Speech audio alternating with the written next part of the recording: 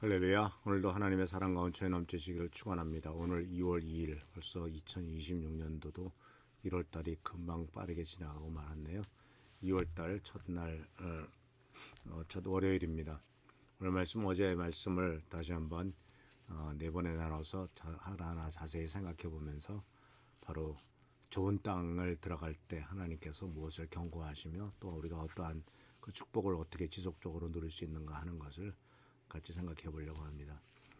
어제도 말씀드렸습니다만은 인생의 그 시련이 있고 인생의 풍요함이 인생에는 다가오게 될 때가 있죠. 근데 언제가 인생에 있어서 사실은 위기의 때인가, 언제가 더 위험한가라고 하는 것을 생각해 볼 필요가 있습니다. 실패했을 때가 더 위험한가, 성공했을 때가 더 위험한가. 많은 사람들이 실패의 자리에서는 일어서지만 성공의 자리에서는 오히려 무너져 버리는 경우가 없지 않아 나타나는 것을 보게 됩니다. 최근에 신문에 또는 뉴스에, 신문에 요새 보이지 않습니다. 뉴스에 나오는 많은 이야기들을, 텔레비전 뉴스에 나오는 뉴스를 보면은 무너지는 사람들이 대부분 성공의 자리에서 무너지더라고요. 국회의원의 자리에서 또는 뭐 시의원의 자리에서. 그냥 보통 평범한 사람들의 이야기가 아닙니다. 소위 사회에서 성공했다고 하는 사람들, 또 한동안은 권력의 자리에서 좌지우지하면서 세상을 참 마치 모든 것 세상이 자기의 손 아래 발 아래 있던 것처럼 생각하면서 살아갔던 사람들의 이야기가 참 안타깝게 들립니다. 근데 이 말씀은 이제 오늘 이와 같이 그 성공의 때 무너지는 것을 하나님께서는 인간의 약점을 아시고 가나안 땅에 들어가기 직전에 우리가 알다시피 모세를 통해서 이스라엘 민족에게 경고하지 않습니까? 그래서 오늘 신명기 8장 7절 10절의 말씀입니다. 주 당신들의 하나님이 당신들을 데리고 가시는 땅은 좋은 땅입니다. 골짜기와 산에서 지하수가 흐르고 샘물이 나고 시냇물이 흐르는 땅이며 물과 보리가 자라고 포도와 무화과와 석류가 나는 땅이며 올리브 기름과 꿀이 생산되는 땅이며 먹을 것이 모자르지 않고 아무것도 부족함이 없는 땅이며 돌에서는 쇠를 얻고 산에서는 구리를 캘 수 있는 땅입니다. 주 당신들의 하나님이 당신들에게 주신 옥토에서 당신은 배불리 먹고 주님을 찬양할 것입니다. 어제도 말씀드렸습니다만 바로 이스라엘 민족의 출애굽하고 난 다음에 20살 이상은 다 광야에서 죽었기 때문에 가나안 땅에 들어갈 때 나이 많은 사람이 60세 되었고 그리고 대부분은 40세 이하의 젊은 세대인 것을 보게 됩니다. 그런데 그 40세 이상의 젊은 세대는 한 번도 풍요로움을 경험해 보지 못했습니다. 그땐 40년 동안 광야에서 살았던 거 아닙니까? 천막에서 살고 이리저리 떠돌아다니며 살았던 사람들인데 이제 가나안 땅에 들어가게 되면은 거기에 가면은 좋은 땅 그리고 많은 물도 있고 시냇물도 있고 곡식도 풍성하고 각종 과일들이 있고 이런 것들이 풍성한 곳에 이제 들어가게 되어 있습니다.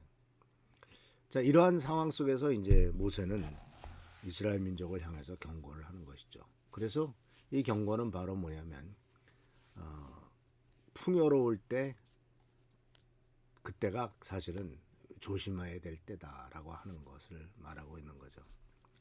우리들은 흔히 생각하기를 그 기독교 역사 속에서도 기독교가 핍박을 당할 때 또 마치 망해버릴 것 같은 것을 느낌을 많이 갖죠. 그러나 완전히 핍박당해서 또는 도미티아누스 같은 아주 끔찍한 황제가 사도 요한을 반모섬에 유배 보내가지고 그 추운 데서 고생하면서 언제 죽을지 모르는 그런 끔찍한 상황, 또 네로 황제 때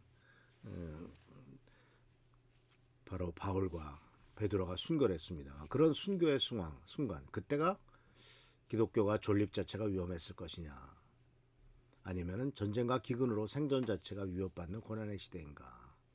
그래서 꼭 그 로마 시대만이 아니라도 우리나라 역사 속에서도, 그리고 또 일본의 기독교 역사 속에서도 기독교가 위험했던 때가 핍박의 때였느냐, 아니면은 번영하고 축복된 시절이었느냐라고 하는 것을 생각해 보면은 핍박의 때보다는 오히려 박해가 끝나고 이제 번영이 시작되고 번영을 좀 더 구가하게 될 때가 오히려 기독교가 더 위험을 처하게 된 것을 보게 됩니다. 콘스탄틴 황제가 이제 기독교를 공인하고 난 다음에 기독교는 더 이상 지하 카타콤에서 있을 필요가 없었죠. 지상의 화려한 대성당으로 올라왔습니다. 더 이상 순교의 피를 흘릴 필요도 없었고 사회적인 지위와 부가 보장되어 있었고, 그렇지만 그때부터 교회는 세속화의 길을 걷기 시작한 것을 보게 됩니다. 그래서 이와 같이 기독교가 권력을 갖고 세상의 권력을 좌지우지했을 때를 크리스턴덤, 기독교 왕국이란 말을 씁니다. 근데 기독교 왕국이 되었을 때는 기독교가 오히려 기독교가 왕국이 되므로 바로 기독교가 죽었다라고 하는 것을 얘기한 사람이 제렌 쾌거리 케어리라고 하는 유명한 철학자였습니다. 이런 것들은 꼭 기독교만이 아니라 인류 역사 속에서도 반복되죠. 그렇게 큰 나라, 전 세계를 다스렸던 세계적인 국가도 적의 침략이 아니라 내부의 부패로 무너진 것을 보고, 이런 것이 바로 인간 실존의 아이러니라는 것을 보게 됩니다. 우리는 절박할 때가 아니라 안정될 때 무너집니다. 결핍의 때가 아니라 모든 것이 풍요로울 때 길을 잃어버리죠. 그래서 우리는 흔히 광야를 시험이라고 생각하죠. 광야는 왜냐하면 결핍하기 때문에 먹을 것이 없죠. 길도 모르겠습니다. 길이 있는지 없는지, 그리고 내일 일이 어떻게 될지를 정말 미래가 불투명합니다. 그렇게 될 때는 우리는 본능적으로 기도하겠죠. 주님, 길을 보여주십시오. 살려주십시오. 길을 열어주십시오. 이렇게 하나님 앞에 당연히 기도하게 됩니다. 그래서 광야에선 사람들이 흔들리죠. 어떻게 될지 모르니까. 그러나 동시에 하나님 앞에 붙어 있으려고 애쓰는 것을 보게 됩니다. 근데 오늘 신명기 8장은 영 다른 방향을 말하죠. 진짜 시험은 광야가 아니라 좋은 땅, 하나님의 축복하시는 땅에서 시작된다라고 하는 것입니다.